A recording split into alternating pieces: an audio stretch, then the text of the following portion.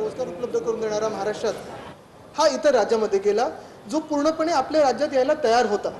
कुठेही खुलासा न होता आरोप सुरू झालेले आहेत, प्रत्यारोप सुरू झालेले आहेत, मग ह्याच्यापेक्षा मोठा प्रोजेक्ट आणू, असं करू तसं करू, पण खरं उत्तर अजूनही कुठेही आलेलं नाही आहे.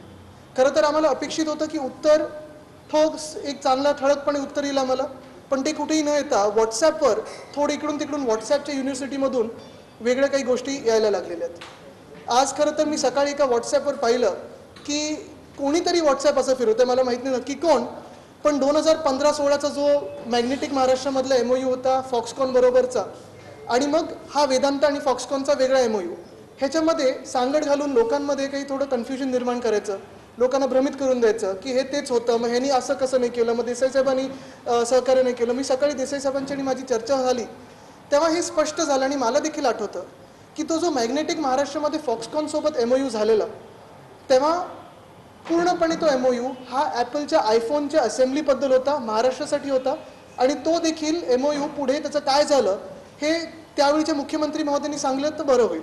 पण हा जो विषय होता हा स्पष्ट विषय असा होता की सेमीकंडक्टर चिप्स ज्या डिसेंबर 2021मध्ये जगभराची परिस्थिती बघून केंद्र सरकारने 76,000 कोटीचं मला वाटतं सबसिडी ग्रांट रिलीज केलेली, आणि त्याच अनुषंगाने आम्ही 22 की 21 जानेवारी 2022 त्या दिवशी आम्ही अनिल अग्रवाल साहेबांबरोबर आम्ही चर्चा केली, बैठक घेतली झूमवर, आणि मग त्याचा पाठपुरावा केला. हे दोन वेगळे विषय झाले. तसंच अजून एक महत्त्वाची गोष्ट म्हणजे डॅव्हॉसमध्ये देखील जेव्हा मी, सुभाष देसाई साहेब, नितीन राऊत साहेब आम्ही जेव्हा होतो तेव्हा आमच्या डेलिगेशनकडे पूर्णपणे ह्यांच्यासोबत MOU करायचा जो होता, करार करायचा होता, त्याचे कागदपत्र तयार होते. पण अर्थात केंद्र सरकार, राज्य सरकार ह्या दोघांची सबसिडी मिळून वेदांत आणि फॉक्सकॉनची इन्व्हेस्टमेंट थोडी सांगड घालणं गरजेची होती.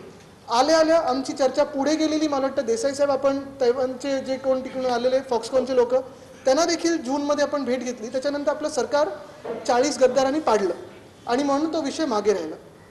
एक महत्त्वाची गोष्ट ह्याच्यात सांगू इच्छितो मी की आज देखील आपल्या महाराष्ट्रातल्या 1 लाख तरुणांना नोकऱ्या मिळणार नाही ह्याची जबाबदारी कोण घेत आहे हे ह्या व्यवस्थेकडून उत्तर नाही.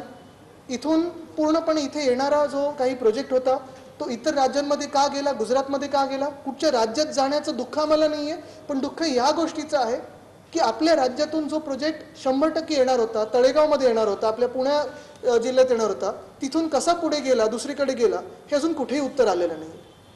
तसंच दुसरी एक बातमी माझ्या कानावर आली, मला आज काही ओळखीच्यांनी सांगितली आणि परत मी एकदा वाचली. खरं तर तो माझा विषय लक्षात नव्हता आला, कारण मला माहीत नाही एवढ्या आपल्या पण प्रेसमध्ये तसा आला नव्हता.